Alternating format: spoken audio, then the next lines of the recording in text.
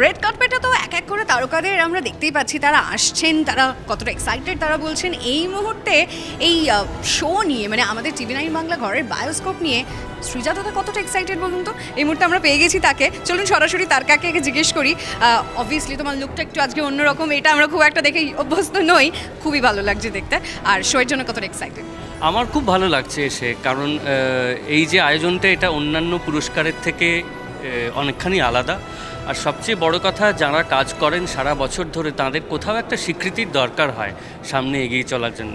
টিভি9 যে সেই বন্দোবস্ত করেছে এবং যারা যোগ্য তাদের সম্মান জানাচ্ছে, তার সঙ্গে জুড়ে থাকতে পেরে আমার ভারী ভালো লাগছে এবং খুব আগ্রহ নিয়ে তাকিয়ে আছি। আর এই আগ্রহ নিয়ে আমি একটা প্রশ্ন করে ফেলি।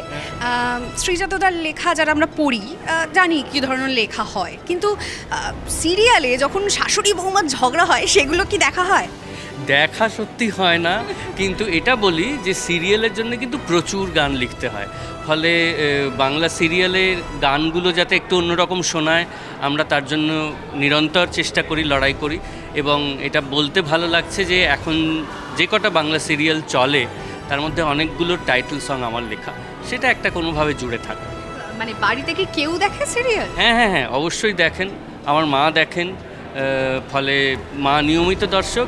এবং আমি বলবো যে আমাদের একজন বিড়াল ছানা আছে, সে কিন্তু সন্ধেবেলা দুটো সিরিয়াল নিয়ম করে দেখে। তবে ধরো মানে কাকিমা দেখছেন, হট করে তোমার কখনো এন্ট্রি হলো, সিরিয়াল দেখা হয়েছে? হ্যাঁ হ্যাঁ, কেন হয়নি? আগে এনজয় করেছো? আমি দেখো তখনই উপভোগ করব যখন আমি ধারাবাহিকভাবে জিনিসটাকে দেখব। ফলে আমি যখন মাঝখানে ঢুকি, হয়তো মার ঘরে গেলাম, মার সঙ্গে একটু গল্প করলাম, তখন মা কিছু একটা দেখছেন, সেটা দেখা হলো। কিন্তু কাহিনী তো বুঝতে পারি না, তার ধারাবাহিকতা বুঝতে পারি না, শুধু মেকিংটা বুঝতে পারি। কিন্তু এটা বুঝি যে ভালো ধারাবাহিকের কিন্তু এখনও ভালো দর্শক আছেন এবং তারা রীতিমতো আসক্ত, তারা রোজ সেটা দেখতে চান। ভালো ধারাবাহিকগুলোর মধ্যেও সেরা সেরা কারা, সেটা দেখার জন্য কি এক্সাইটেড? আমি তো বটেই, আমি খুব আগ্রহ নিয়ে অপেক্ষা করছি এবং আশা করছি, এবং আমি স্থির বিশ্বাসী যে টিভি9 একেবারে যোগ্য বিজয়ীদের বেছে নিয়েছে।